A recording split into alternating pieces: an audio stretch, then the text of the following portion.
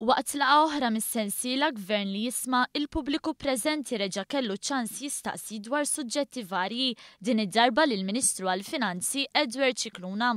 John Bencini mill-Kunsill Malti għall-Iżvilupp Ekonomiku u Soċjali stqar li kien ta' sodisfazzjon li ħafna mill-unions u s-soċjetà ċivili faħru l-budget għas-sena 2015 kif il-Gvern aġixxa fuq diversi laqgħat ta' konsultazzjoni li saru qabel il-preżentazzjoni tal-istess budget.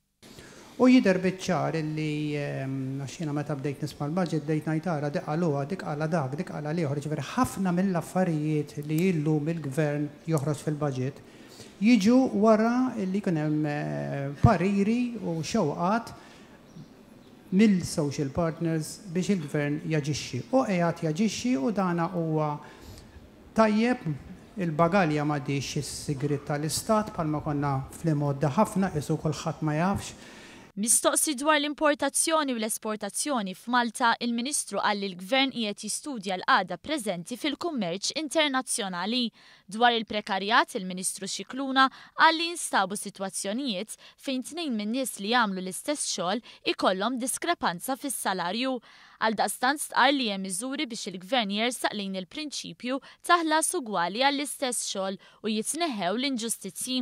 Fir-reazzjoni tiegħu il-Ministru Scicluna stqar ukoll li l-paga minima f'Malta mhijiex biżżejjed iżda meta jkunu implementati miżuri bħal child care centers b'xejn u anke żieda tal-istipendji, il-kwalità tal-ħajja qiegħda tkompli titjieb. Il-Ministru kien mistoqsi wkoll dwar x'għandha tagħti Malta lill-Unjoni Ewropea. Hawnhekk Scicluna saħaq li minkejja li minn din is-sena Malta se tkun qed tikkontribwixxi aktar hemm biljun euro fondi għal żvilupp fuq osma varji biex Malta tgawdi minnhom.